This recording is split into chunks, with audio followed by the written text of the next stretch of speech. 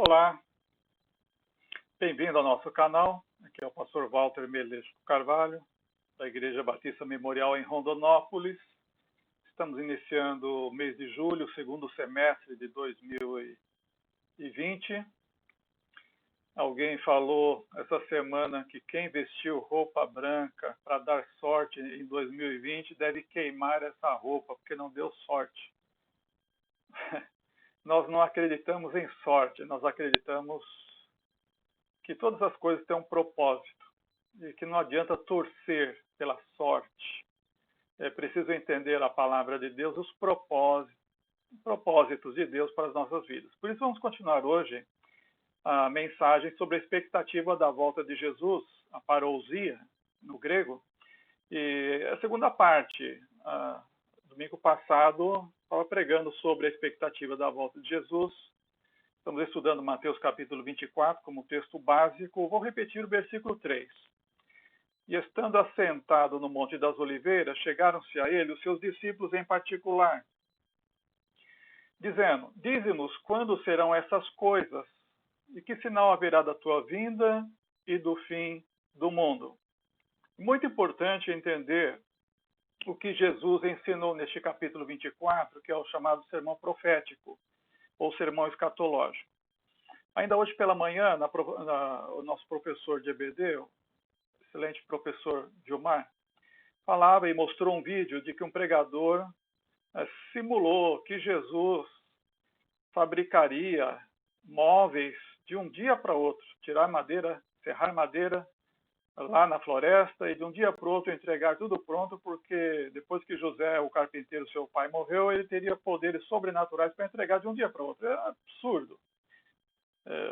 Mas as pessoas que não leem a Bíblia, elas ficam reféns de um pregador assim, e que acreditam que ele esteja falando a verdade, falando a palavra de Deus. Por isso, eu sempre recomendo, leia a Bíblia. Leia muitas vezes a Bíblia, procure conhecer a fundo a palavra de Deus. Sem ler e sem estudar, você será sempre um refém de um pregador, de um professor. Muitas vezes, você não tem como conferir se aquilo é real, se aquilo é verdade. Então, conferir é estudando a palavra de Deus. Vamos continuar aqui o estudo da palavra de Deus. Então, domingo passado, apresentei a expectativa da volta de Jesus, como que está vinculada ao cumprimento da missão da igreja, conforme Atos 1:8, de pregar o evangelho, fazer discípulos de todos os povos, até os confins da terra. Está vinculada ao aparecimento da apostasia universal, que deverá acontecer antes da volta de Jesus. Isso significará o afastamento das igrejas católicas, romanas, ortodoxas e outras do Santo Evangelho de Jesus. Será uma apostasia universal, não é uma coisa setorial na Europa, ou uma das Américas, ou parte da Ásia, não, isso é uma coisa universal. Daí a aparição do anticristo também, segundo Tessalonicenses capítulo 2, especialmente versículo 3, quando estudamos. Então, paramos nesse ponto e eu anunciei que iríamos ver mais detalhes. Importante isso. Não se assuste com a ameaça dos gafanhotos, com a peste da doença chamada Covid-19, que é da família da Covid, já de número 19, de tantos coronavírus que já existiram antes. Então, já está no número 19 porque muitos outros já existiram. Não se assuste com o ciclone. O ciclone que aconteceu em Santa Catarina, ali na região sul, isso são coisas pequenas se a gente pensar e comparar com o que está anunciado e profetizado a respeito do fim. Então, o que nós temos como resumos e detalhes escatológicos encontrados nas epístolas do Novo Testamento, além da apostasia e aparição do anticristo, que precedem a volta de Jesus, com a grande tribulação, nós temos a conversão da nação dos judeus. Nós teremos, então, o arrebatamento da igreja, a vinda do Senhor propriamente para entregar o reino ao seu Pai, a redenção de toda a criação, porque inclusive a criação geme, diz Paulo em Romanos 8, com dores, esperando ser remida também. Haverá o surgimento de novos céus e nova terra, segundo Pedro capítulo 3, como o Apocalipse também anuncia, e ao voltar, Cristo será adorado, inclusive por todos, separando as ovelhas dos bodes e o destino final de todas as pessoas, ou céu ou inferno. Então, olhando esse início ainda desse sermão profético, que precisamos ver mais detalhes sobre a grande tribulação, está no conjunto da apostasia mundial, da aparição do anticristo, a grande tribulação. Haverá muitas tribulações. Como mencionei semana passada, Paulo disse, está registrado em Atos capítulo 14, pois que por muitas tribulações nos importa entrar no reino de Deus. Ora, isso foi anunciado por Jesus. Em Mateus capítulo 24, esse sermão profético de Jesus, ele fala que haverá grande tribulação, como jamais aconteceu desde a fundação do mundo, desde o início do mundo, e nem nunca haverá. Então ainda se espera uma tribulação que o mundo nunca teve. Isso ainda vai acontecer, isso perto da volta de Jesus. Por isso Jesus anunciou em João 16, está escrito, verso 33, que no mundo nós iremos sofrer tribulações. Mas ele disse, tende fé e coragem, eu venci o mundo. Então, quando Paulo fala sobre tribulações, ele fala uma coisa de glória para o crente. Ele fala, nos gloriamos nas tribulações, porque com elas nós aprendemos a adquirir a perseverança. Romanos capítulo 5, versículo 3. Então, olhando algumas partes das epístolas gerais, a escatologia, nós temos em apóstolo João, por exemplo, na primeira carta, capítulo 2, versículo 18, ele dizendo, já é a última hora, e como ouvistes que vem o anticristo, também agora muito se tem feito anticristos, por onde conhecemos que é já a última hora. Então, o surgimento de anticristos ao longo da história é um prenúncio da vinda do anticristo, e que Apocalipse o denomina como a besta, e Paulo o chama de o homem da iniquidade. O apóstolo Pedro também, na sua carta, no primeira carta, capítulo 1, versículo 3, no meio dessa expectativa da volta de Jesus, ele diz, bendito seja o Deus e Pai de nosso Senhor Jesus Cristo, que segundo a sua grande misericórdia, nos gerou de novo para uma viva esperança, pela ressurreição de Jesus dentre os mortos. Então, o fato de Jesus ressurgir dentre os mortos ao terceiro dia, gerou em nós uma viva esperança. Então, nada irá abalar a nossa esperança, nenhuma tribulação. E o surgimento desse homem da iniquidade, que Paulo fala em 2 Tessalonicenses 2,8, então será revelado o iníquo, né, o homem do pecado, o homem da iniquidade, o anticristo propriamente, ele será aniquilado pela palavra do Senhor, pelo esplendor da vinda do Senhor. Então, nossa esperança é viva. O apóstolo Pedro, na primeira carta, ainda nesse capítulo 1, ele diz que crentes fiéis aguardam com fé a redenção preparada por Deus para o último dia, que Deus irá revelar na vinda de Jesus. Então ele fala no verso 6 que nós nos alegramos grandemente, ainda que sendo necessário passar por um pouco de tristeza. Ele está falando das tribulações nesta vida. E de maneira que o verso 7 em seguida ele diz, para que a prova da nossa fé, muito mais preciosa que o ouro, que perece quando é provado pelo fogo, se ache em louvor, em honra e glória na revelação de Jesus, ou seja, na vinda de Jesus. Então a igreja sofrerá. O ensinamento do Novo Testamento é esse, não tem como escapar. Não dá para entender esses pregadores que ficam dizendo, olha, pare de sofrer, como que dizendo, se a pessoa se converter a Cristo, na verdade eles estão falando de se converter à igreja, aquele estilo de culto religioso. Porque o ensino de Jesus é, no mundo tereis tribulações. Então a igreja sofrerá, sendo purificada pela perseguição. Mas o mundo sofrerá um terrível juízo no final. Então, é melhor a igreja sofrer por um pouco de tempo, como vamos ver em Apocalipse, mas isso lhe significa purificação, isso lhe significa vitória. E na profecia de Daniel, capítulo 12, ele falando também no Velho Testamento, que haverá tribulação, opressão, aflição, como nunca houve desde o início do mundo. Então, tanto no Velho Testamento como no Novo Testamento, nós temos as profecias que falam da grande tribulação antes da volta de Jesus. E a vitória da igreja, a vitória do povo de Deus está nisso, em passar pela tribulação, em ser purificada como ouro na fornalha da aflição. Agora, hoje eu quero chamar a atenção a respeito do capítulo 6 de Apocalipse, para vermos alguns detalhes a respeito dessa tribulação e momentos que antecedem a volta de Jesus. Aqui nós temos a vitória da igreja em Apocalipse capítulo 6 e os cavaleiros do julgamento. São chamados os cavaleiros do Apocalipse por alguns. Nós temos aqui no capítulo 6 a abertura dos primeiros 6 selos. E diz Apocalipse 6:1, vi quando o Cordeiro abriu um dos 7 selos e ouvi um dos 4 seres viventes dizer com voz de trovão, vem.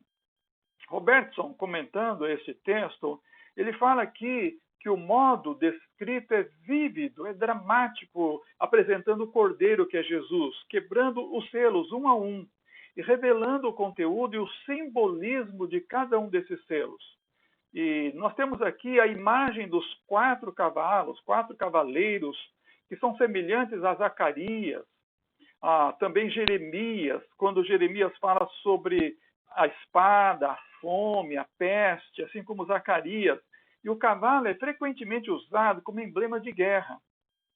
E na abertura do primeiro selo, o mistério do propósito ou dos propósitos de Deus começam a ser desvendados, demonstrando a vitória para a igreja, a vitória para o povo de Deus. Nós temos aqui esses 4 julgamentos sobre a terra. Todos esses cavaleiros do julgamento apresentam os 4 julgamentos sobre a terra. A derrota do poder terreno, a ruptura da paz terrena. Uma coisa que Paulo fala em Tessalonicenses é que quando vos disserem a paz e segurança, sobrevirá repentina destruição. Não foi só no ano 70, quando Jerusalém foi destruída e os judeus foram mortos, mas isso significa na aproximação da volta de Jesus. Então será proclamada uma paz universal através do anticristo. Mas esse cavaleiro irá fazer ruptura, vai acabar com a paz terrena. Haverá também o outro cavaleiro que mostrará o esgotamento da riqueza terrena. Quanta gente confia na riqueza terrena, esse esgotamento acontecerá. E a destruição da vida terrena. Isso tudo nós temos aqui no capítulo 6 de Apocalipse. Veja o versículo 2, fala do cavalo branco. Seu cavaleiro segurando um arco, e foi-lhe dado uma coroa e saiu como vencedor, decidido a vencer. Quando ele abriu o segundo selo, ouviu o segundo ser dizer, versículo 3, vem, e o verso 4 diz, então saiu outro cavalo, um cavalo vermelho, ao seu cavaleiro foi dado o poder de tirar a paz da terra, de modo que os homens matassem uns aos outros. Foi-lhe entregue uma grande espada. Esse cavalo vermelho é o cavalo do fogo, é o cavalo que representa o sangue, e aqui é tirar a paz da terra. Tirar a paz da terra. Quantos cavalos vermelhos foram montados durante esses 2000 anos? Quanto sangue foi derramado na terra durante esses 2 milênios? E o versículo 5 fala do terceiro selo, o cavalo preto, e diz assim, vem, olhei e vi um cavalo preto, e seu cavaleiro tinha uma balança na mão. E dizia, uma medida de trigo por 1 denário. Quer dizer, a porção de alimento para um homem, uma porção diária para um homem, para a sua subsistência, custando 1 denário. Isso significa muito caro. E todo o trabalho de um dia, de um diarista, seria representado para adquirir apenas a sua porção de alimento. Então, aqui nós temos esse cavalo preto trazendo o derramamento de sangue, e aí em seguida vem a fome. A fome, ele representa a cor da fome, essa cor preta, muito triste, que significa que os homens irão passar fome, não haverá alimento suficiente para todos. Depois nós temos o cavalo amarelo, no versículo 8, quando abriu o 4º selo, e ouviu a voz dizendo, vem. Vi então um cavalo amarelo, e o seu cavaleiro chamava-se Morte, e o inferno o acompanhava.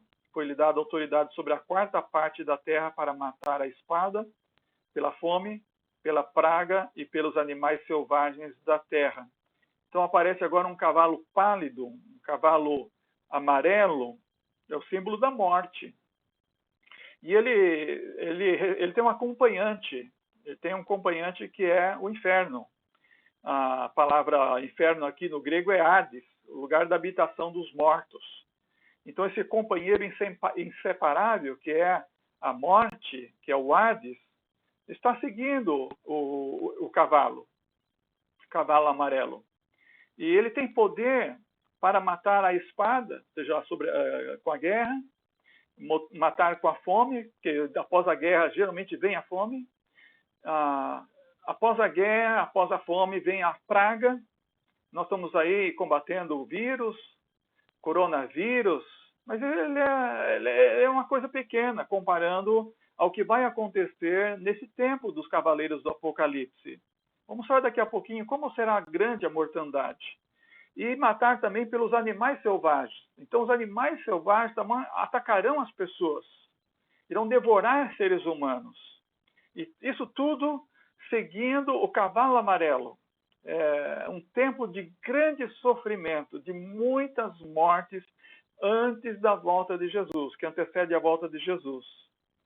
Mas não devemos ficar assustados, nem preocupados. Lembra que esses cavalos, lembra que esses selos representam a vitória da igreja, a vitória do povo de Deus. Por que estou dizendo isso? Porque Apocalipse capítulo 1, versículo 18, o Senhor Jesus disse que tem as chaves da morte e do inferno. Ele tem as chaves da morte e do inferno em sua mão. Você não precisa temer a morte. A chave está nas mãos de Jesus. Você não deve temer o inferno. A chave do inferno está na mão de Jesus. Você não vai para o inferno, a menos que você não esteja na mão de Jesus. O seu nome não esteja escrito no livro da vida. A menos que você não tenha se arrependido dos seus pecados e confiado e confessado Jesus como seu Salvador. Lembre-se disso. Jesus tem as chaves da morte e do inferno na sua mão. Não está na mão do diabo. Está na mão de Jesus. Então, esse capítulo 6, esse versículo 8, que fala desse cavalo assustador, amarelo, não deve assustar você e a mim que somos crentes. A espada não deve nos assustar. Nem a fome, e nem a praga, nem alguma praga terrível que irá matar muita gente. Olhando os mortos por causa do coronavírus, não são para comparar com essas pragas que virão na época dos cavaleiros do Apocalipse. E os animais selvagens que atacarão, as feras que atacarão os homens da terra. Então, a autoridade que eles terão será uma autoridade, diz o versículo 8, para matar a quarta parte da terra. Nós temos mais de 6 bilhões de seres humanos na Terra. Se fosse agora acontecer esses selos abertos pelo Cordeiro e começasse a aparecer o cavalo, o primeiro, o segundo, o terceiro, e chegasse a esse cavaleiro amarelo, então nós teríamos alguma coisa em torno de quase 2 bilhões de mortos no mundo. Então imagina que antes da volta de Jesus, a quarta parte da terra será morta pela espada, fome, pragas e animais selvagens, mostrando ao mundo que Jesus está voltando.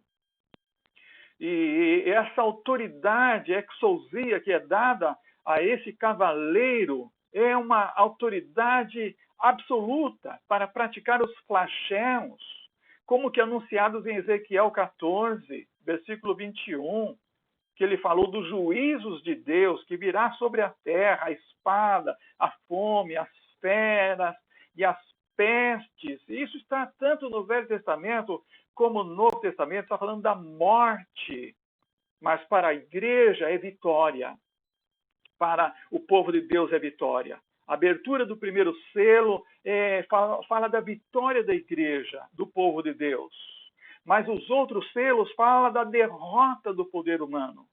Fala ruptura da paz terrena, fala do esgotamento das riquezas terrenas.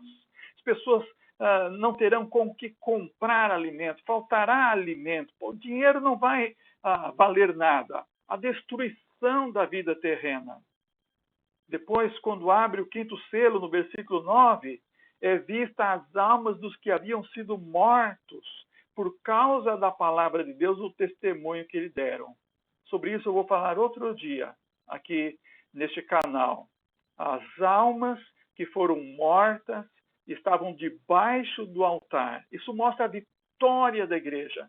Enquanto o Hades está acompanhando os cavaleiros, o Hades é a habitação da alma dos mortos, e aqueles que morrem, que não têm o seu nome escrito no livro da vida, eles vão para o Hades. E o Hades é o lugar de esperar o julgamento final e a condenação, e então depois ser lançado no inferno propriamente com o diabo e os seus anjos. Isso vai acontecer após o juízo final, após a volta de Jesus. Mas os crentes, quando morrem, ou por martírio, que eu vou falar na próxima palavra, quando alguém morre, já vai debaixo do altar de Deus, lá no céu.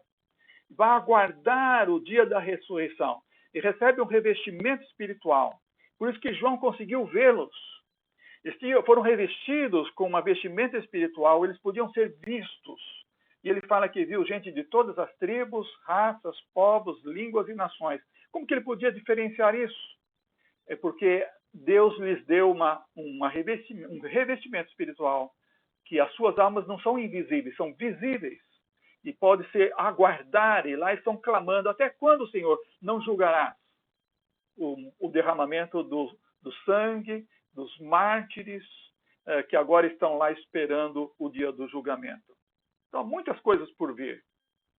E essas mortes que nós temos, e já tivemos, muitas guerras no passado, são apenas prenúncio. A grande tribulação, como diz, será grande, universal.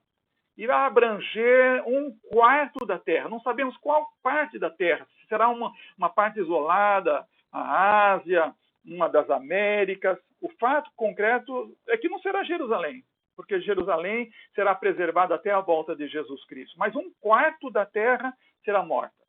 Ou então setorialmente, juntando as pessoas mortas nos 4 cantos da Terra, 1/4 da Terra das pessoas serão mortas. Então espere, não se assuste.